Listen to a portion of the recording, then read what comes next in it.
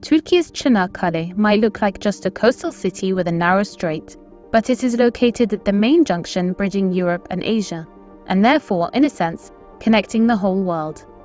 Due in part to its unique location, the city became an arena for one of the most ferocious battles of World War I, the Battle of Çanakkale, or the Gallipoli campaign, between the Allies or the Entente powers and the Ottoman Empire. The battle may not have changed the course of the war, but it did ignite the fight for Turkey's War of Independence, culminating with the foundation of the Republic of Turkey in 1923.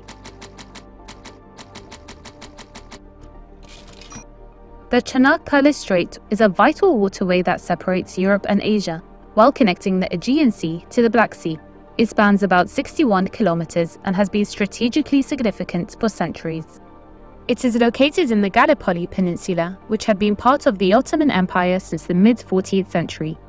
The Allies aimed to capture the Ottoman capital Istanbul by passing through the strait and launching the campaign in order to force the Ottomans out of World War I and to isolate their ally, Germany. They also wanted to secure a sea route to connect to their ally Russia after the Ottoman Empire closed off both of its straits to commercial shipping with the start of World War I in 1914. For the Ottoman Empire, Gallipoli represented a vital defense against the encroaching Allied forces in order to protect its capital and thus its state. On November 3, 1914, the Allies' first naval expedition navigated towards the strait and bombed Ottoman forts.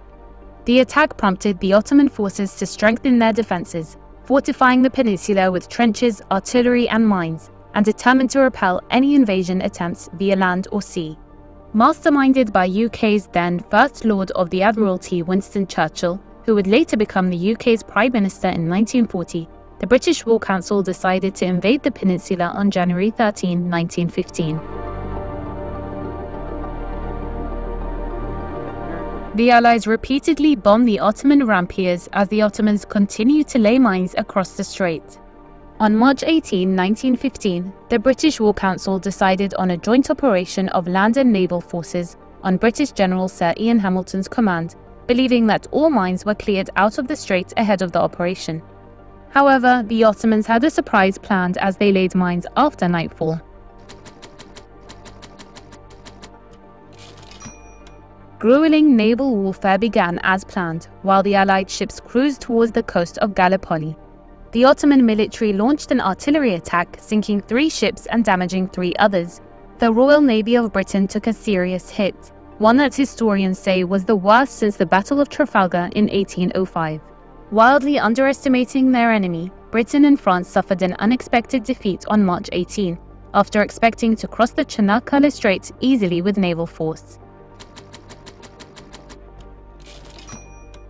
After naval attempts failed to breach Ottoman defenses, the Allies decided to launch a large-scale land invasion on April 25, 1915. They deployed around 400,000 soldiers, sending them out to attack various points of the peninsula simultaneously, marking history's largest amphibious assault.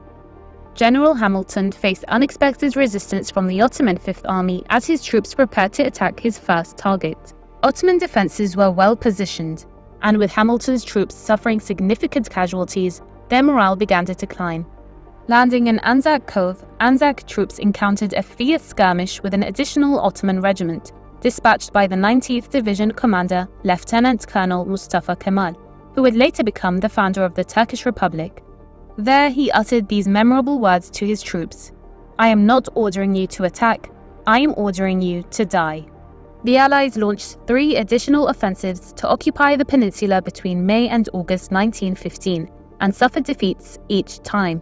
As a result, the Allies never managed to advance more than a few kilometers inland on Turkish soil.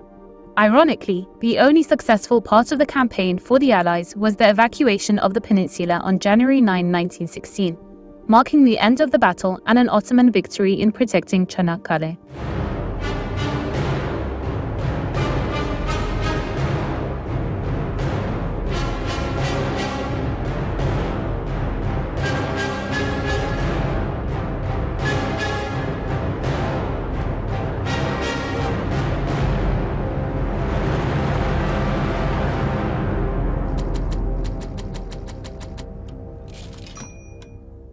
The victory boosted the morale of the Ottoman army and sparked a strong wave of nationalism among the Turkish people, despite significant losses.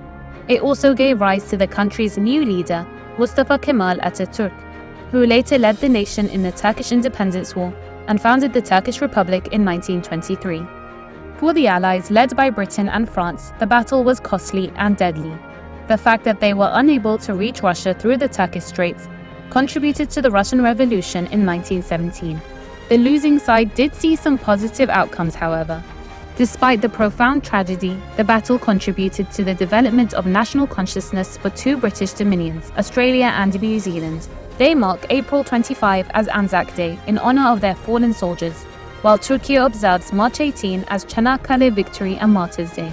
The Battle of Çanakkale stands as a testament to the courage and sacrifices of all who fought and perished to defend their country against occupation and occupying forces.